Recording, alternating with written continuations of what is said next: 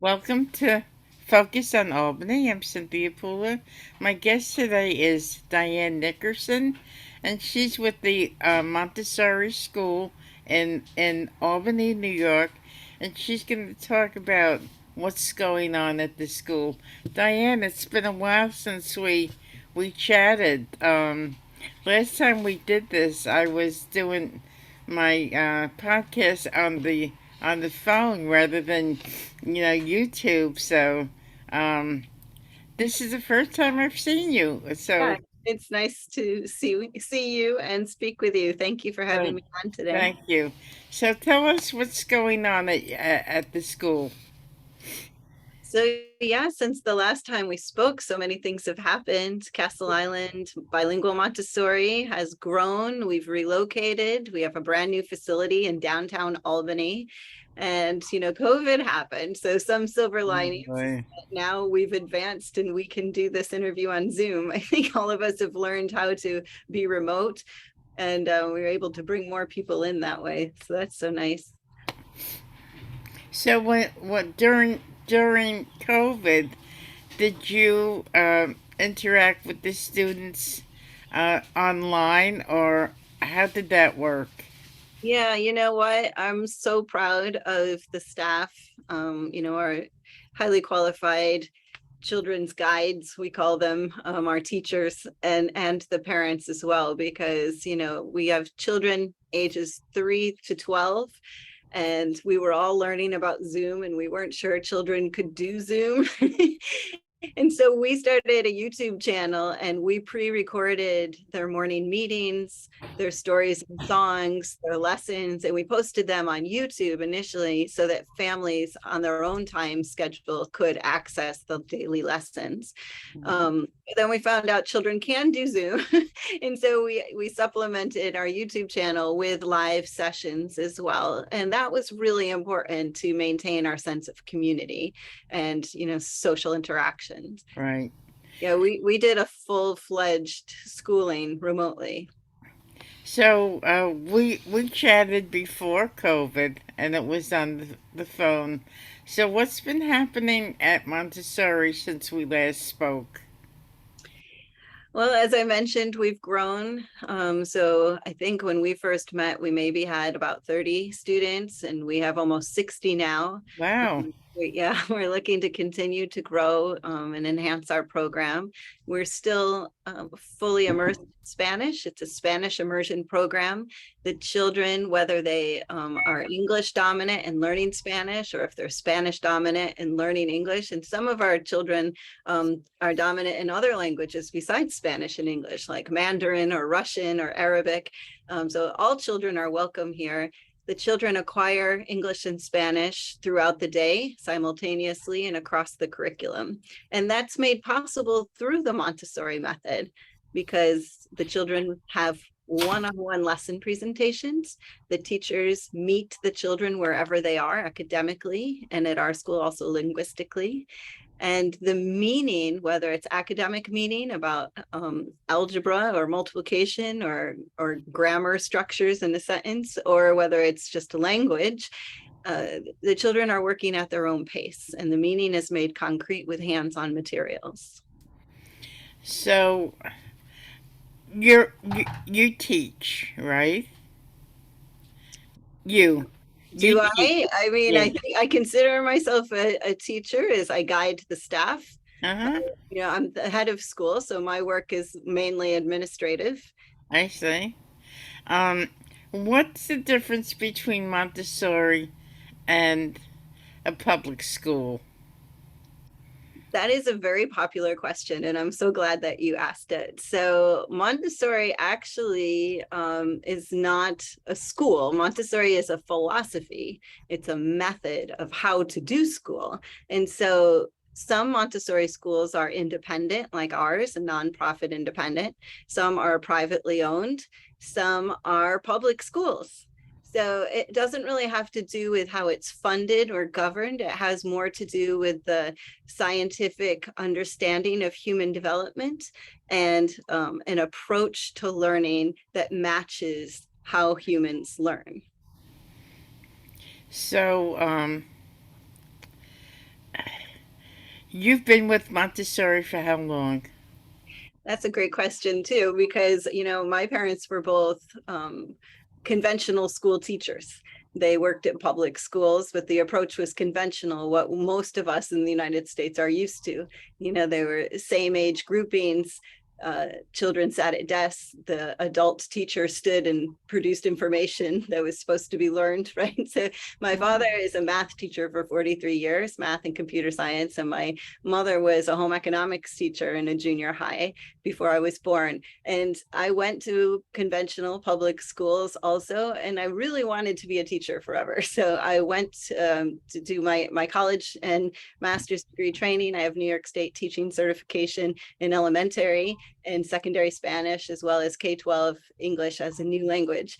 And so I thought I knew a lot of things about how schools run and what was good for children.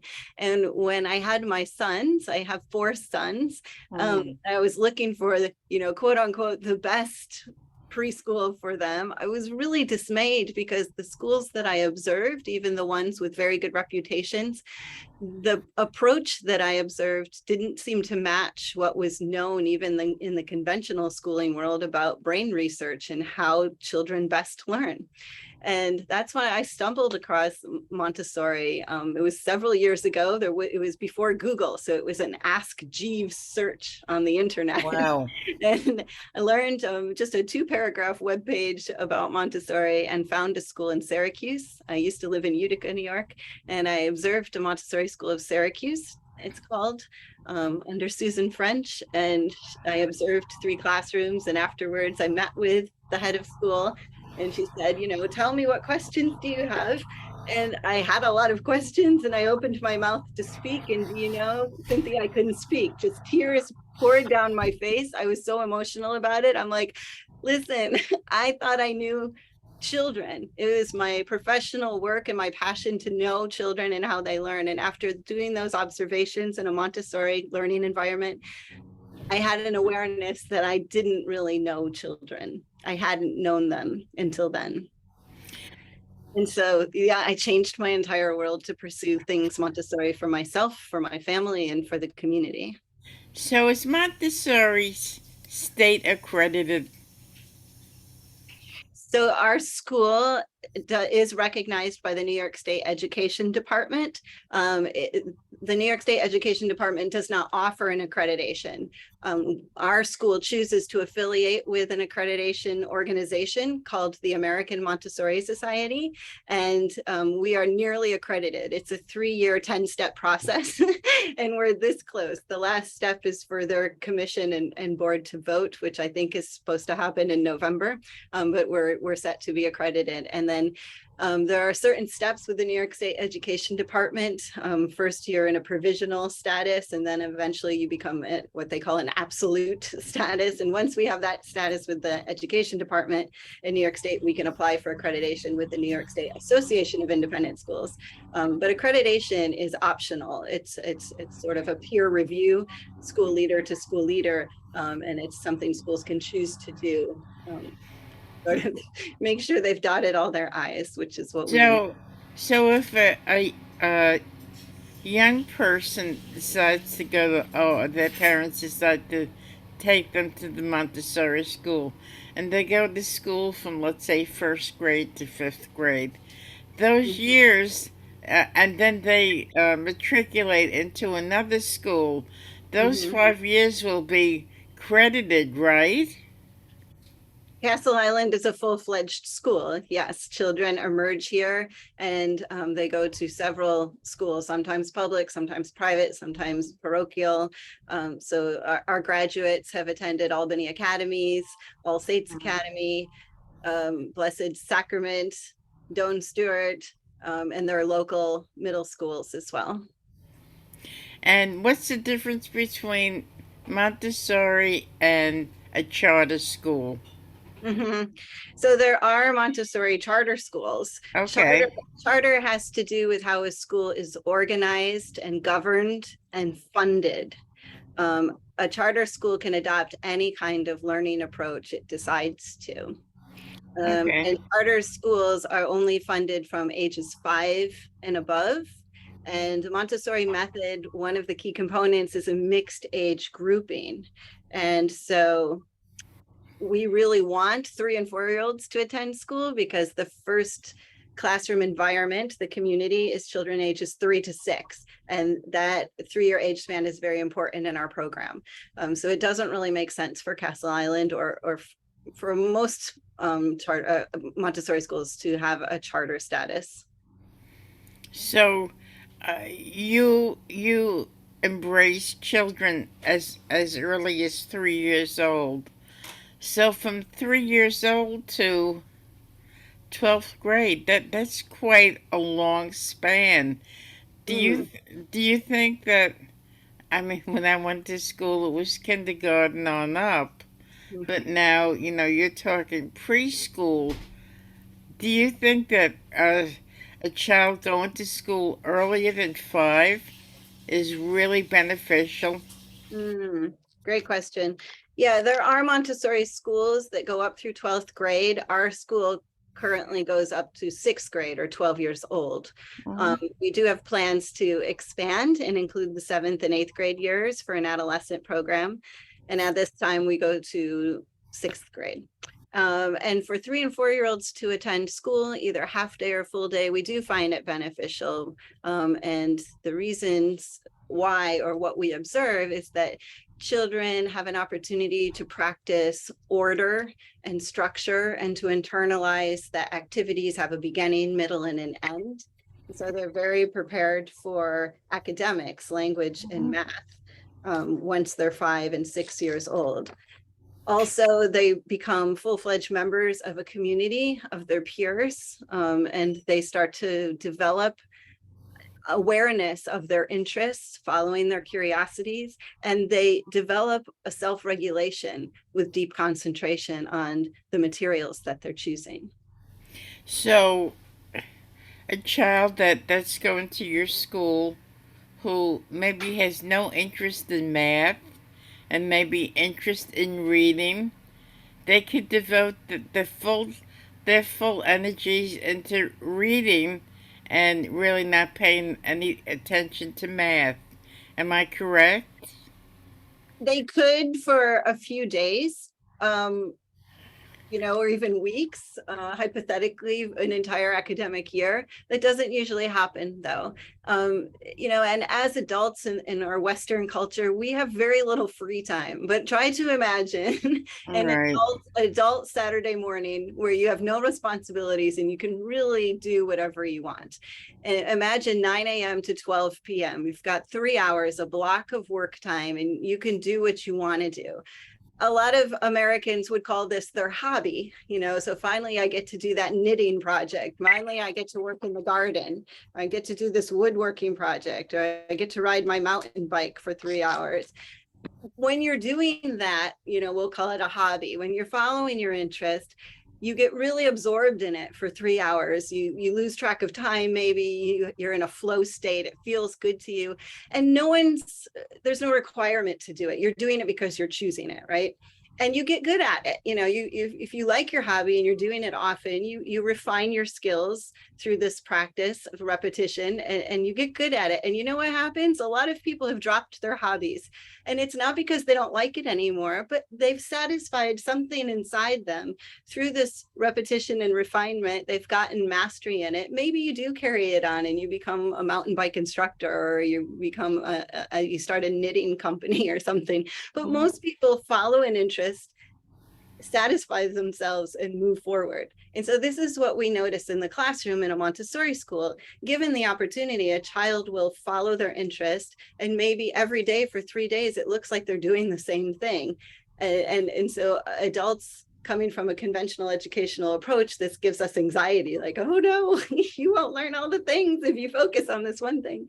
But in fact, after a few days, something will satisfy inside of them, and they'll leave it alone and they'll choose something else. And in the meantime, they've gotten great enjoyment out of it. They've developed deep concentration. And if they've worked with something over and over again, like reading, then that means they will have developed refinement and eventually mastery. And that's what we want, isn't it? One of the things that I'm well aware of In society, in American society today, people lack critical thinking. Is critical thinking an integral part of Montessori? It is, it certainly is. And a lot of critical thinking has to do with one's own confidence and their independence. And when children are given the opportunity and practice with making choices, then they feel confident that I'm about to make a choice. I'm about to have an idea. I'm going to articulate that idea. And I feel confident in doing so. This is a large part of critical thinking. Children are offered a one-on-one lesson with a hands-on material that isolates a singular skill in academics and that is self-correcting. And after they've been offered a lesson on how to use that material and how to store it away for the next child, they're invited to repeat work with that material as often as they would like.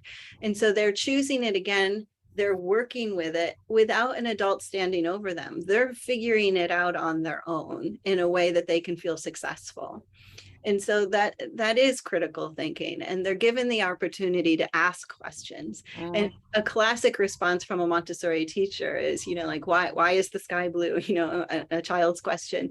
You say, well, what do you think? And they're given the Mhm. opportunity to think it through. And if the child doesn't know, and then they say, well, let's go find out together. Here's a book about the atmosphere, or here's some work we can do about learning about the solar system and the layers of the earth, and and how the Mhm. atmosphere changes, and that's how the sky is blue, for example. What about creativity? Do you think you offer greater creativity than in a standard public school? Well, compared to a conventional education, children really come to depend on themselves. They can count on themselves. They feel sure with their interests, right? Including if they're doing a painting on a piece of paper, which is what I always think of when people say creativity. But creativity also means, you're doing your work, for example, maybe on a floor mat, and another child steps on it by accident, or possibly on purpose, probably on accident. You have the creativity now to solve that conflict between you and a peer. And we have peace education with explicit lessons at our school, and there are hands-on materials for children to be able to articulate their needs and their wants and to express themselves. So they're creative in creating a peaceful community and articulating their wants and needs, their interests, and being able to do classical art, creative Mhm. art. We do offer a creative visual arts program, a music composition and performance, movement with music, and movement with sports. So there's a lot of creativity happening all the time because we give children the freedom with responsibility to make choices and to see them through. So what's up and coming at Montessori? So at Castle Island Bilingual Montessori, because we are a Spanish immersion school, we get very excited about Hispanic Heritage Month, which is Mhm. wrapping up this week. And we have some exciting events to culminate the month, studies of Spanish cultures throughout the world and in our own community. So this Friday we celebrate with a parade. There will be a recognition of 6 Central American countries, including Mexico, whose independence was September 15th. And that's traditionally done in Central America amongst school children with lanterns. So it's a lantern parade. The children have created lanterns in art in the art studio. And so our desfile de faroles, it's called, will take place this Friday, September 14th at 3 p.m. on Broadway. And the children will march down Broadway on the sidewalks to State Street from our location. It's in our location, let's see, it's 602 Broadway, but I'm trying to give a land. Okay. We're near the Palace Theater. So from a Okay. Palace Theater to the SUNY Administration Building, there'll be a short presentation there. We're looking forward to that. You also have students who are interested in other ethnicities besides Spanish, right? Of course, yes. We have families with very diverse backgrounds. Uh, Tell us the other nationalities that attend your school? Mm. Currently, um, we've been around for 10 years, so there's been a lot over the years. Currently, there are families with Korean background. Um, I'll speak internationally first, and then of American cultures. There's so much diversity here in our own country. Uh, Oh, say Korean, Russian, Peruvian. okay. Um, I always forget a couple. Yeah. And we have there are several families here with um, European, African, South American, Uh-huh. Asian, backgrounds, different religions, different family makeups. Well, I think Albany is a very diverse community. Wouldn't you agree? It is. It Yep. definitely is. We're happy to be in downtown Albany. And so, besides the event on Friday, what else is coming down the pike? Yeah, the very next day we have an event for the adults, for the parents of the community and our community partners as well. We're celebrating our 10th anniversary. So we opened our doors September 17th, 2012. And 3 locations later, we've grown and we're happy to celebrate that in conjunction with the 10th anniversary celebration. Sorry, there's children being dismissed right now, and I've become distracted by It's their joyful okay. yells. um, so, in conjunction with Hispanic Heritage Month, we're celebrating our 10th anniversary. We call it Fall Fiesta. It will happen at the Blake Annex on Pearl Street, which is a nonprofit work sharing space. And it will be a lovely event for Castle Island families who attend. The parents may bring their children to school for childcare during the event. So we're providing event childcare at school from 4:30 to 9:30. The Mhm. event takes place from 5 to 7 this Saturday. And there will be a live guitar music, delicious Hispanic cuisine. There will Mm. be a cash bar with wine and beer. And what else can I tell you? It's a fundraiser. It's a fundraiser. We're at our new Okay. location. We're building an outdoor classroom. So it will be a space where children can bring their hands-on materials outside to do their academic work. We'll also have garden beds for us to practice gardening and Oh, learn about nice. nature. Yeah, we're looking Hmm. forward to that. Hmm. So, if somebody listening or watching this would like to know more about, your school, how could they contact you? Oh, we have a wonderful website. The website is castleislandmontessori.org. We're very Google searchable as well. We have a wonderful Google Street View tour of the inside of our school, which is really Hmm. neat. And you can always call. So the number at our school is 518-533-9838. You can reach us by email, info at castleislandmontessori.org. And the spelling quiz for everyone is that Montessori is spelled Montessori. Thank you. Thank you, Diane. You've been listening to Diane Nickerson. I'm Cynthia Pooler. This is Focus on Albany. And if you like the show, please subscribe to my YouTube channel. Diane, it was a pleasure talking to you, and good luck this weekend with all of your events. Have a Thank great you. day today. Wonderful. Thank you. Bye.